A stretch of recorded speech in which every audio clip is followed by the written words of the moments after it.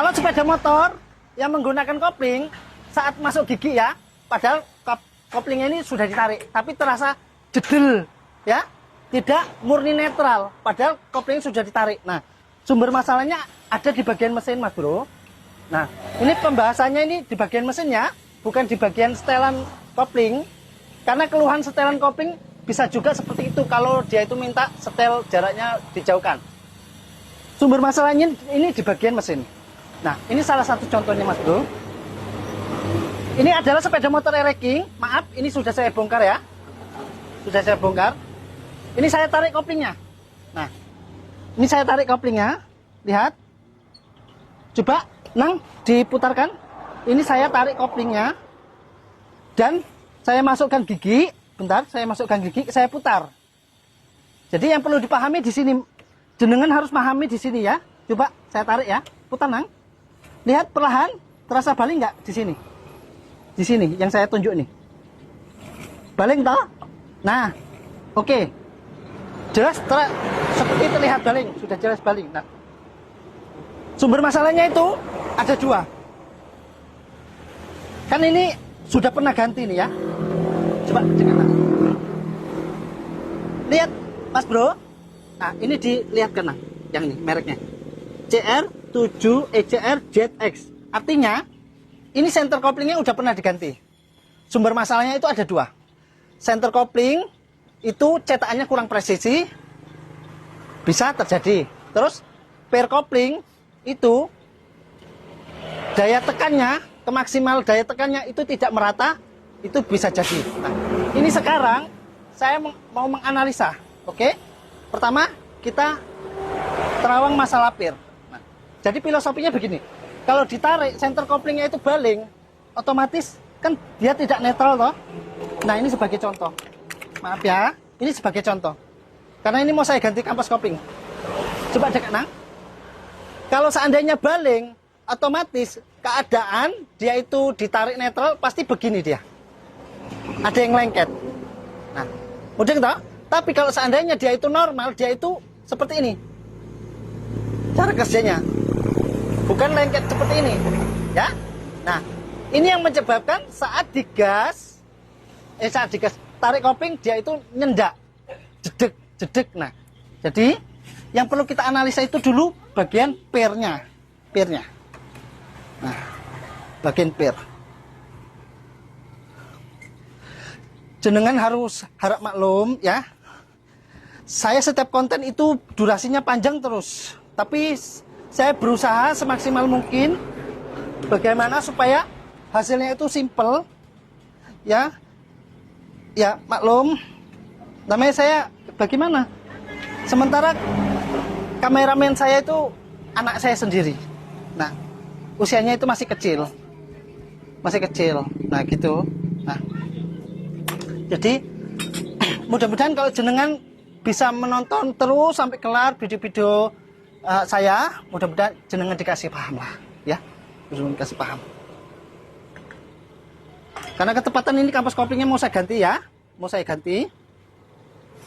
Nah, sekarang masang kampas koplingnya, jenengan jangan asal pasang ya, jangan asal pasang.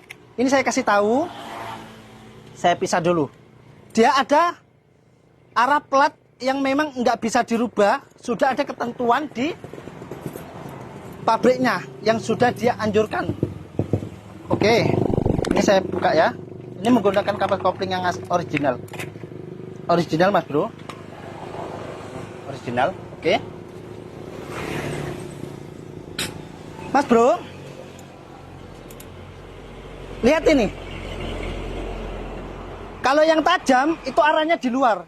Kalau diginikan, kampas kopling Yamaha itu platnya itu ada yang tumpul. Nah, ini yang tumpul, ini yang tajam. Itu arahnya keluar. Kalau pentolan ini itu bebas lah. Mau ke sini belawan bebas. Yang penting ini gunanya apa? Ini gunanya untuk menggiring oli supaya mengarah, menyorong ke sela-sela, membagi ke kampas kopling, ya.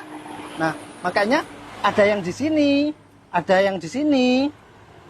Jenengan selama ini pasti masih kurang paham toh gunanya ini apa kalau e-racing. Nah, ini gunanya untuk menggiring oli, ya, untuk menggiring oli. Nah, Sekarang kita pasang. Nah, coba matikan dulu Nang, nanti kita sambung lagi videonya. Matikan dulu. Jelas Nang? Nah, oke.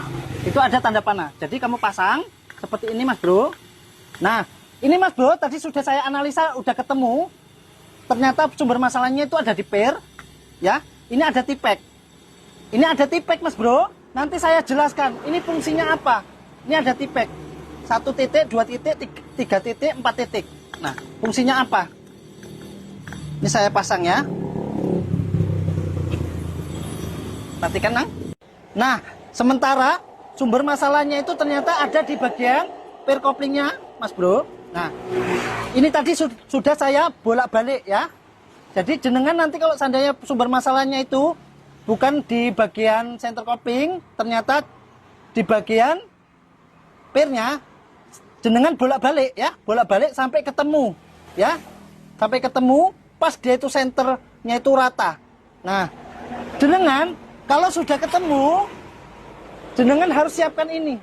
Seandainya ada yang melihat bengkel goblok, mau dikatain apa, mau katain longor, goblok, segala macam, jangan diambil open.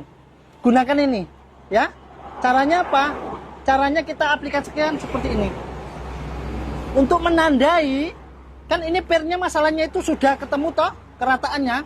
Karena produknya itu kan tidak imbang kekerasannya. Jadi, begitu sudah ketemu, kita tandai jenengan ya. Jenengan tandai, ini 3 titik. Tandai. Ini 4 titik ya, 1, 2, 3, 4. Pernya ini kita tandai. Begitu juga yang satunya, 2 titik. Kita tandai di bagian sininya, 2 titik. Nah, supaya kita gampang dalam menganalisa